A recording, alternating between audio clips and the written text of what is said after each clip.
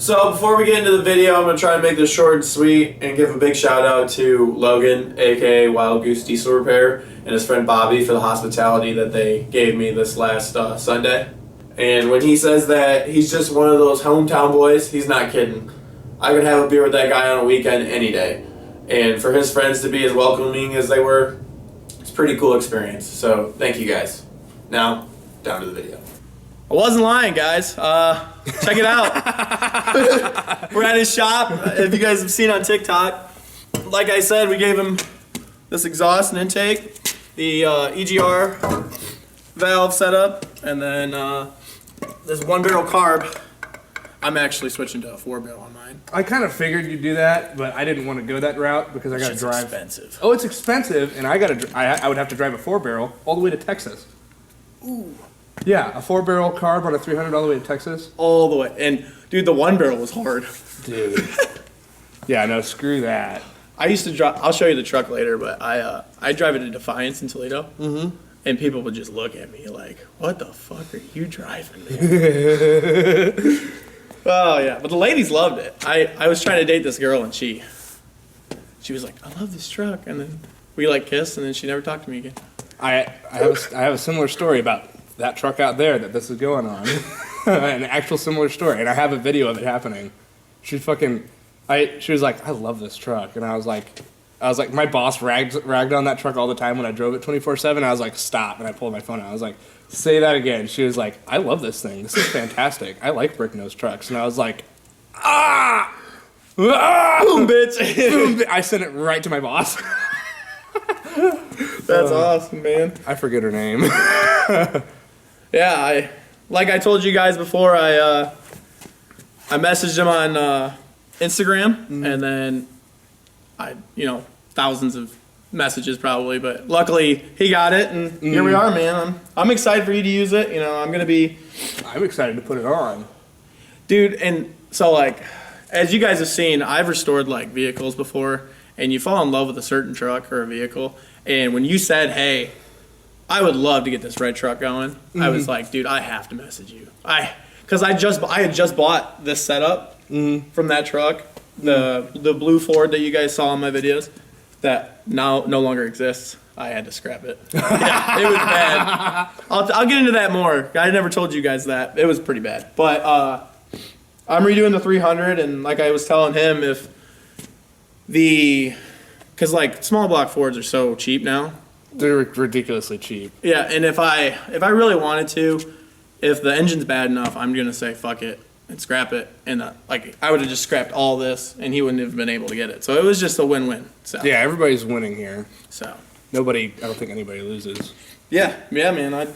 And you're so like, you're not close, but you were like close enough. I was like, dude, that's worth it.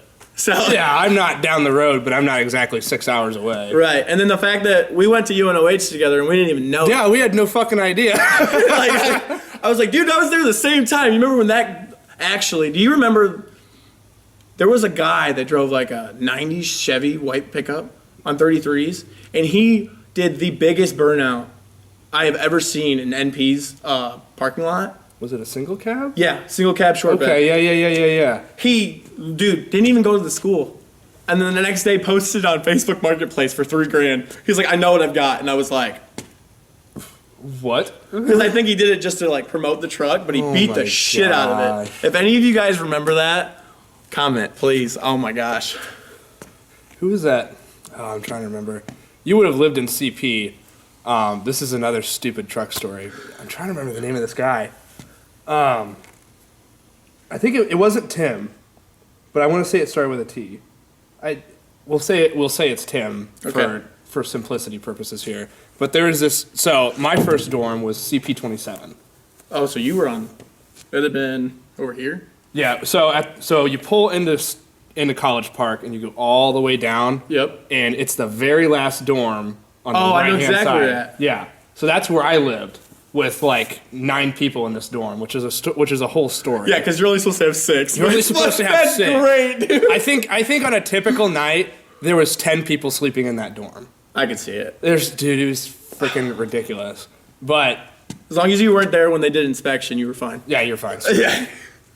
But Tim was this like mysterious guy. So parked across from my dorm in CP27 was this like shit brown and green Sonoma, extended cab Sonoma. Yeah. And spray painted in black on the tailgate, it said Tim's truck. Okay, wait. Do you kind of remember this? Is it the guy that had the license plates as a wing? Okay. Totally different. I think that's a different guy. Okay, but anyways, keep going. This guy, so we're going through first session, right? You know, my first session there, and I'm trying to like figure out who the hell this guy is. But everybody's talking about this truck, Tim's truck. Like, who the hell is Tim? Like, who the hell spray painted Tim's truck on the back of this thing? And it never moves. It stays there. It stays in the same parking spot for like 6 weeks. Which is a red flag. Which is a red flag in the first place. And so I'm talking with my buddies and, you know, first session, stuff like that. You know, we're going through E&E, like, who the hell is this guy? This truck has not moved, blah, blah, blah, blah. Well, anyway, it's the last week of the session, right? And I would go home every weekend to work and see my at-the-time girlfriend and collect money and stuff like that. And I had other ways of making money at the time other than doing that. But it's like 2 o'clock in the morning on Monday. Like, I left for school at midnight and got there at 2 a.m. Dude, I've had to do that. Yeah, I did Especially that if you so had, like, much. the time of sessions. Oh, yeah. If they could only get you in on, like, a third shift session or a first shift, you're like, oh, God.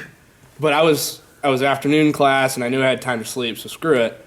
Well, I got my suitcase in one arm, because I lived out of a suitcase for, like, 2 years.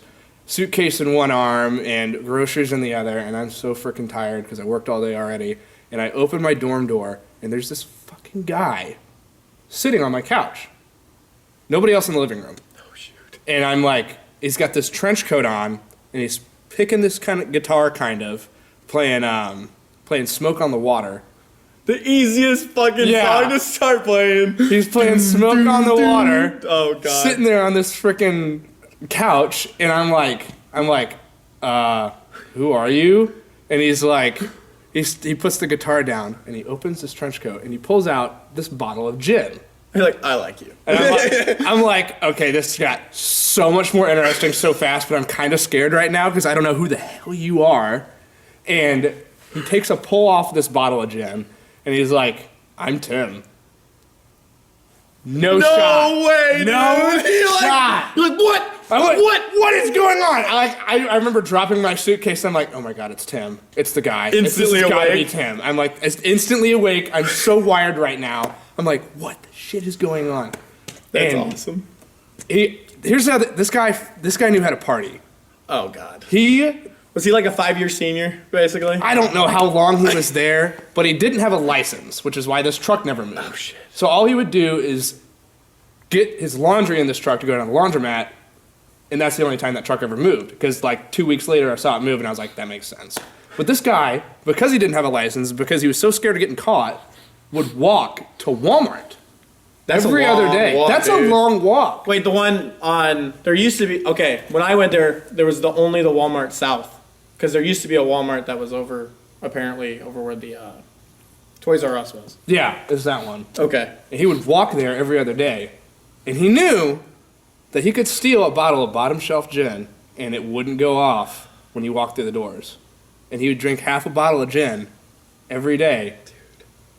That's and the go most back. mindless thing I've ever seen in my life. I was like, dude, more power to you. This is the wildest guy I've ever met in my entire life. Not the wildest, but at that point I was like, what the shit is going on? Oh my God, dude. That's awesome. Mm-hmm. I got a quick one too. Do you know an Austin Schisler? That sounds familiar. Okay, and Yeah. so he lived in NP down at the end, and we were helping him move, and he was like, "Hey man, you want to come to my dorm and we'll move some stuff out?" I'm like, "Yeah, totally."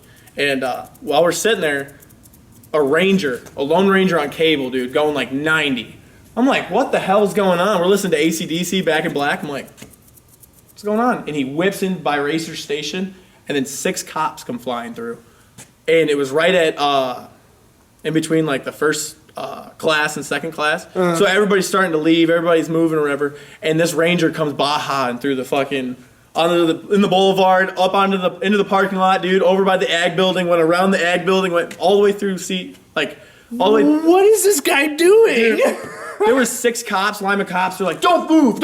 And they're troop, dude. Oh my God. I was sitting there and I'm like, this is the most Lima thing I've ever seen in my life. I don't want to say UNOH because they'll come at my ass. But dude, oh dude, what a time to be alive in college. That was.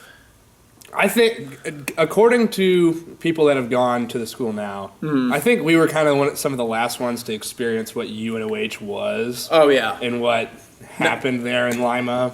And if you've ever been to UNOH for like a session, or not a session, if you ever been to UNOH for a tour, they will literally tell you, like when I went to go there, she straight up told me, she goes, if you're a tech guy or you're going here for tech, don't talk to the business girls. I was like, what? And they're like, yeah, because once you have that shirt on, they're not going to talk to you. I'm not even shitting you, dude. I would walk through, like, I'd go over the boulevard from CP dorms across the 300 building parking lot where you basically had to, like, dodge trucks to survive. Yeah, pretty much. Over by the welding, they had that welding room. Yeah. You could either walk there or go across the parking lot, but it was quicker to go to the parking lot. And, dude, I made eye contact with the girl, and she just looked at my shit, and she just went. I was like, oh my God, I'm not going to have any chance of a woman here. No. But I was also dating a girl at the time, so. Yeah, no, at the same. When I was going to UNOH, I was also in a relationship and everything, and a head and everything. Oh, nice. This is what that intake and exhaust is going in, guys. If you've been watching his TikTok, this is the truck. I'm going to leave all the content for this truck with him, but yeah, this is it.